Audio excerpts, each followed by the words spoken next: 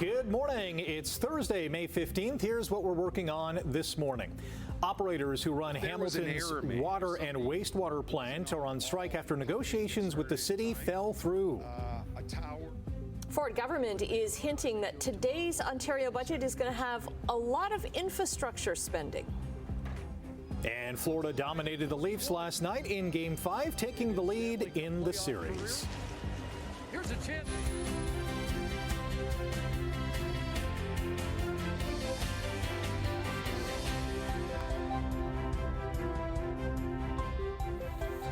Oh, to be a Leafs fan. Yes.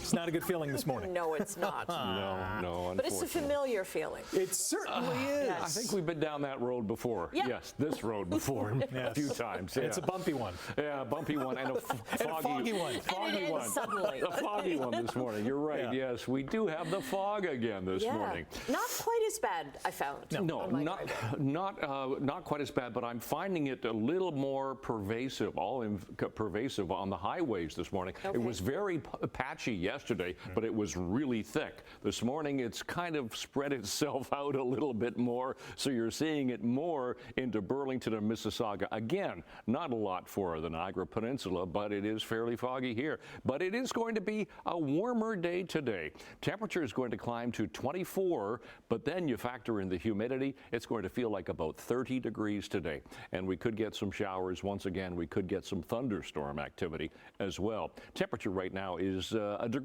cooler than it was yesterday morning. At this time, we're sitting at 10 at the moment, and there you can see we do have the fog once again. So we'll give you the forecast coming up. Quick check on traffic. No collisions at the moment. Not a lot of volume. 403 Waterdown Road. That's one of our exclusive cameras doing fine there. Let's go to some MTO traffic cameras. As you can see, yes, there's some fog here at Grays Road and Stony Creek. Top of the Burlington Skyway Bridge, both directions doing fine. Toronto bound towards us. Even foggy now through Burlington and Oakville, as you can see here at the QEW east of Bronte. But as I said, no real problems on the roads at the moment. Just take it carefully, please. We'll look at weather and traffic coming up. Right now, the news. The Ontario budget is due out today. Premier Doug Ford says U.S. tariffs have changed his approach to it. Ford is hinting that it will contain a lot of infrastructure spending and measures to stimulate the economy. He says in challenging economic times, the two options are making cuts or putting money into building hospitals, roads, and schools, and he prefers the latter option. The Premier and Finance Minister Peter Bethlen-Falvey have already announced a few items that will be in the budget, including removing tolls from the eastern provincially owned portion of Highway 407. This is day 2 of a strike by workers at Hamilton's water and wastewater plants after they failed to reach a deal with the city by a strike deadline. Simone Gavros joins us now from one of the water treatment plants with the details. Oh, and the honking has started already. Yes, Annette, it is very busy here in front of the wastewater plant here on Woodward Avenue. Over 50 members of the International Union of Operating Engineers walked off the job yesterday, and as you were hearing, people were driving by honking, and there's already members here on the picket lines here for day 2, and they have their signs out saying that they're on strike, standing right in front of the Woodward Avenue wastewater plant. Now, the lead negotiator told CHCH News yesterday that the issue is over wages. The union says that members earn about $1.35 an hour less than similar workers in another city. They're looking for equal pay. Union members overwhelmingly rejected the city's offer, with some calling it insulting and a pay cut. The city released a statement yesterday reassuring Hamiltonians that services will continue uninterrupted. City manager Marnie Clucky was quoted saying that city staff have worked diligently to prepare for this scenario. Monitoring of drinking water and wastewater systems will continue. That includes ongoing sampling of water. Water haulers will also be redirected to Upper Ottawa Waste Transfer Station rather than the Woodward plant. Now, although the city says that water services won't be affected, workers are still warning that the safety of Hamilton's water supply could be at risk. Now, yesterday, Hamilton Mayor Andrea Horwath said in this released statement as well that she is encouraging both parties to reach a fair deal and continue these negotiations at the bargaining table. We did reach out to the city yesterday for comment, and we're hoping to hear more about how these ongoing negotiations are going. For now, things back over to you, Rick. Thanks, Simone. A wildfire in Manitoba is believed to have killed 2 people. The RCMP says it could take days to confirm the identities of a man and woman believed to have been caught up in a wildfire northeast of Winnipeg. They were found in the rural area of Lac du Bonnet, where wildfires have prompted hundreds of people to evacuate. Mandatory evacuation orders have been issued for 5 provincial parks in Manitoba, some near the Ontario border, as well as 3 northern communities and 24 cottage subdivisions. One of the fires near Ingolf, Ontario, has doubled in size since yesterday. Federal Industry Minister Mélanie Joly says Honda Canada is fully committed to electric vehicle investments in this country, even though Honda is pausing a multi-billion-dollar EV project in Ontario. Joly says she's spoken with Honda Canada's president and CEO, who assured her no jobs will be lost. She posted on X, quote, "He has also confirmed that Honda is still fully committed to major EV investments right here in Canada, and we'll work together to make that happen." Now, on Tuesday, Honda announced the postponement of a $15 billion EV project, citing market demand. Honda was the second largest auto manufacturer in Canada last year. Based on the roughly 420,000 vehicles it produced, the Honda CR-V makes up nearly half of that total.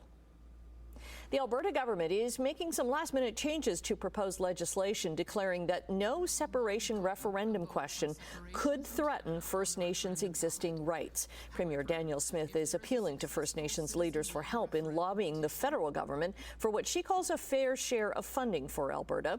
The chiefs of 2 First Nation communities in Alberta say those amendments mean nothing, and the referendum bill needs to be shredded.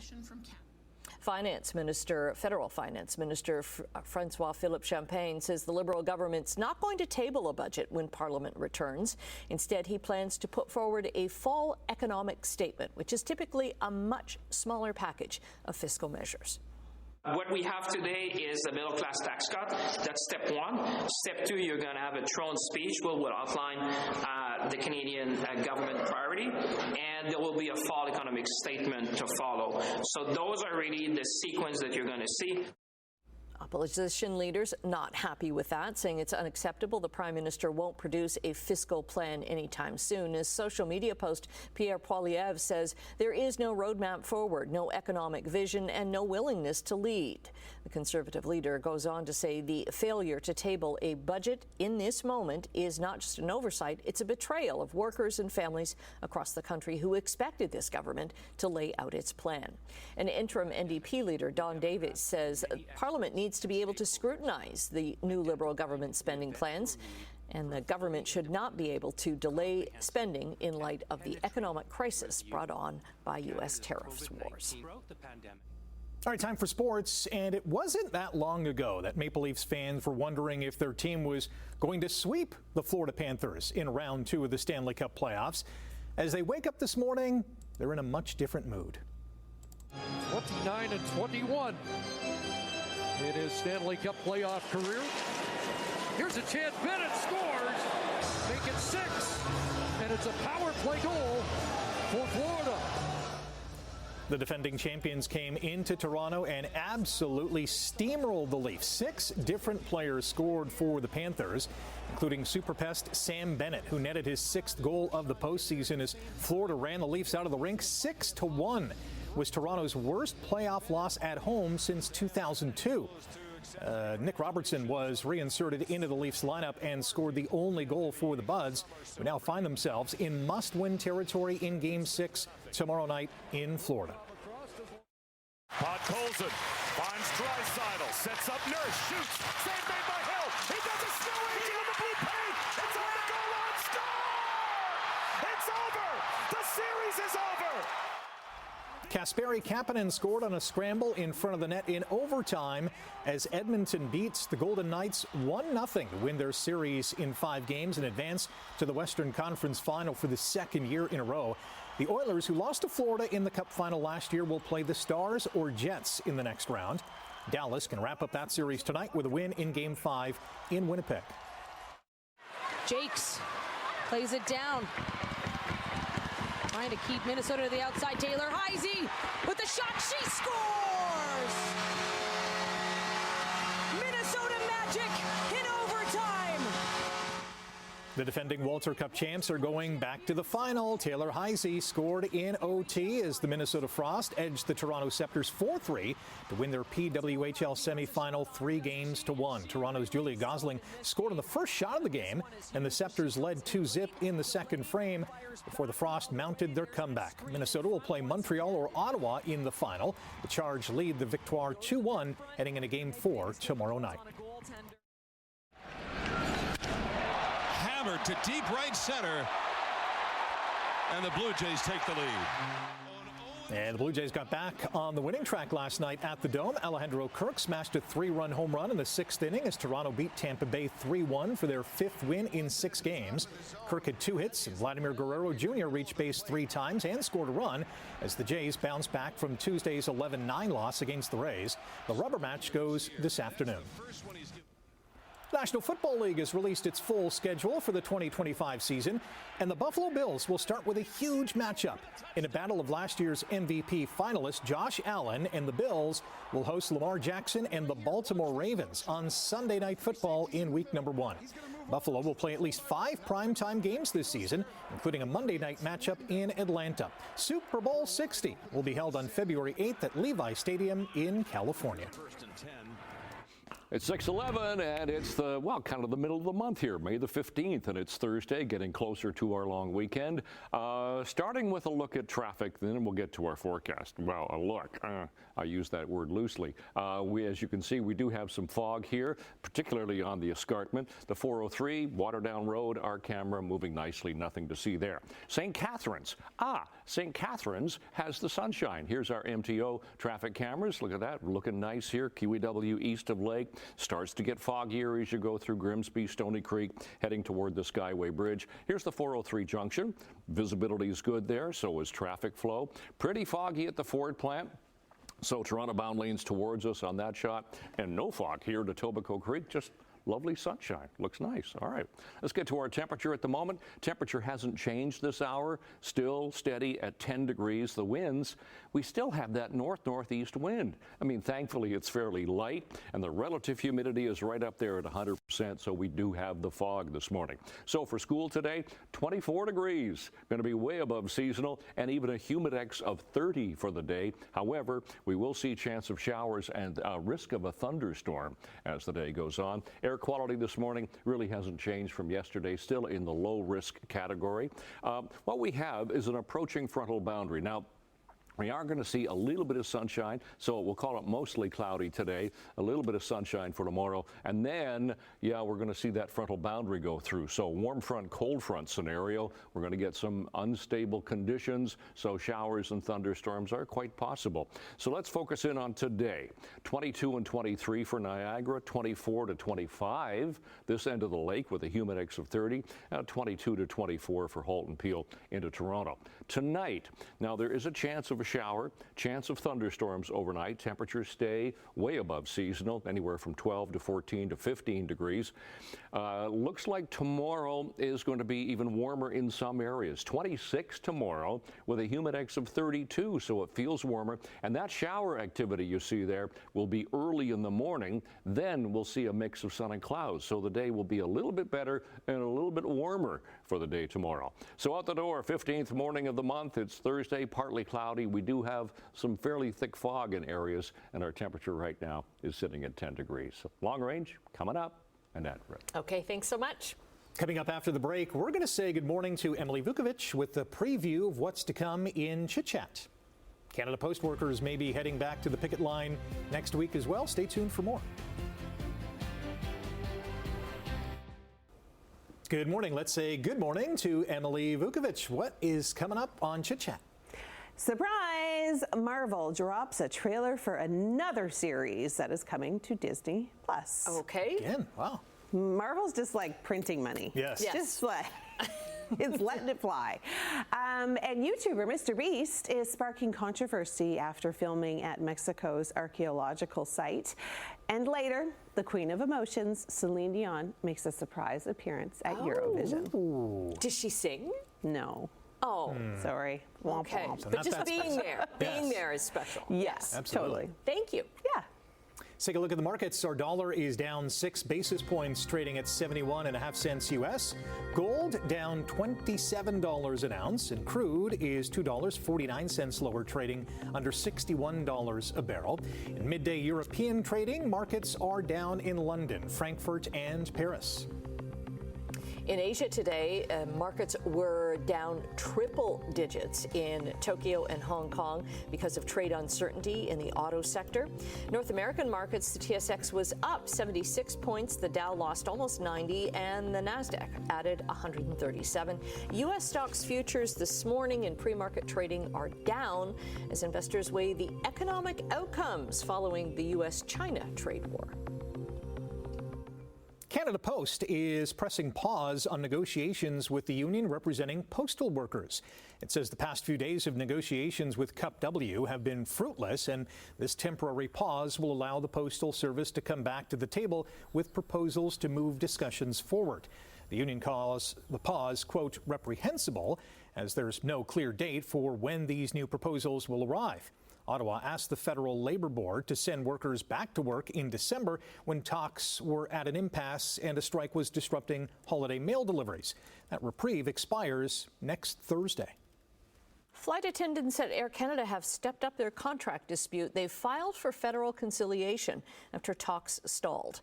The union representing 10,000 flight attendants says their main goal is boosting compensation, but they also want to close what they call loopholes in the Canada Labour Code that allows airlines to force flight attendants to work an average of 35 hours a month without pay for things like boarding and deplaning. Air Canada says it's going to cooperate with a federal mediator once they're appointed. The conciliation process lasts 60 days and would be followed by a 3-week cooling off period. The maker of some of Hudson's Bay's striped merchandise wants to find a new home for its iconic motif. Winnipeg-based garment manufacturer Freed & Freed has made a wide range of striped products, including full-length wool coats, puffer mittens, and sleeping bags.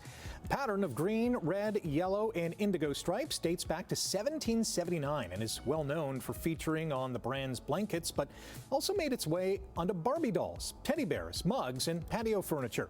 If the company that filed for creditor protection in March finds a taker for the stripes, Freed & Freed says it's willing to help get products back on shelves.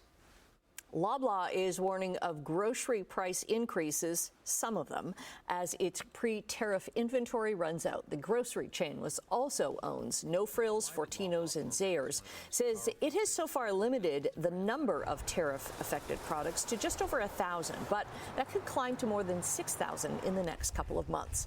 Well, it will still be a small share of the roughly 80,000 items that Loblaw's company stocks. Loblaw says customers are going to notice changes in prices in things like natural foods and health and beauty products. Canada's big 3 telecommunications carriers are taking in less revenue from international roaming. That's because fewer Canadians are traveling to the U.S. amid the ongoing trade war. Bell Canada's international roaming revenue was down about 10% in the first quarter, and the pace would probably continue. TELUS also says that they're experiencing a significant decline in U.S. roaming revenue to start the year, especially throughout March break. But the companies say for the most part, they haven't yet borne the brunt of the economic impacts associated with U.S. tariffs, such as a pullback in consumer spending at home. Okay, we're going to take a quick break right now. Brian is going to be back with traffic and your 7-day forecast and a look through all the fog this morning. Good morning. Another foggy start to our day. Not too bad here. You can see a little bit of haze in the camera in the distance there, but traffic is doing fine. QEW in 7th and St. Catharines, nothing to see. Top of the Burlington Skyway is pretty foggy, but there's not a lot of volume in either direction, actually. Very foggy here east of Bronte. Sheridan going through Mississauga, doing all right. 403 east of Mississauga Road. Yeah, it is a little misty, but it's not too bad visually, and no problems on the roads this morning. Let's get to our temperature that we have at the moment. We're sitting at 10 degrees for Hamilton, 11 Grimsby, 12 Toronto, 14 degrees for Mississauga. Yes, and there is some fog. And for today, chance of showers and thunderstorms. Those are our sun times and our seasonals and records for today. Seasonal high is 19. Overnight low seasonal is 7 at the moment, and we're going to be, well, we are above that right now, and we will be way above that for the day today. So we should be 14 degrees at 9 for the first bell. Chance of a shower, and there's that chance of a shower or a thunderstorm for after school. But yeah, 24 today. It's going to feel like 30. So a little on the sticky side with that instability. We stay with showers and thunderstorms overnight. Temperature falls to 13. Tomorrow, 26. Humidex 32. But there's that shower we see there will be in the morning, early in the morning. Otherwise, a mix of sun and clouds. So the day improves tomorrow. Saturday, we get some showers. Temperature 22. At least we get some sunshine back for the latter part of our long weekend. Sunday and into Monday, Victoria Day 18, then 16. Then we climb a bit back to 18 and sun for Tuesday. That's your forecast. Annette, Rick. The Burlington Chamber of Commerce had one of its largest celebrations ever last night, and we were there. We were. Large and small companies, new companies, those run by women, heritage companies, and companies making a difference, helping others and the environment, were all recognized at the Chamber's Business Excellence Awards Gala. There seemed to be extra support for supporting local Canadian businesses, given the trade war, with lots of connections made at the Burlington Convention Centre. The night was all about telling success stories, and we heard a lot of them, which was great. Absolutely. Yeah. It's fun to be there. Nice buzz as well. And actually, CHCH was up for one of the Heritage Awards. We were a finalist. We were a finalist, yes. It was nice to be recognized there. Absolutely. So we got a plaque. Yes. You are the holder of the plaque. Where is this plaque going to rest? No, but it was great hearing all the stories and the impact of all those stories. Absolutely. Yeah. Phenomenal business community in Burlington and beyond. Yeah, 500 people there. Yeah, great crowd. Stay with us. More to come after the break. Good morning.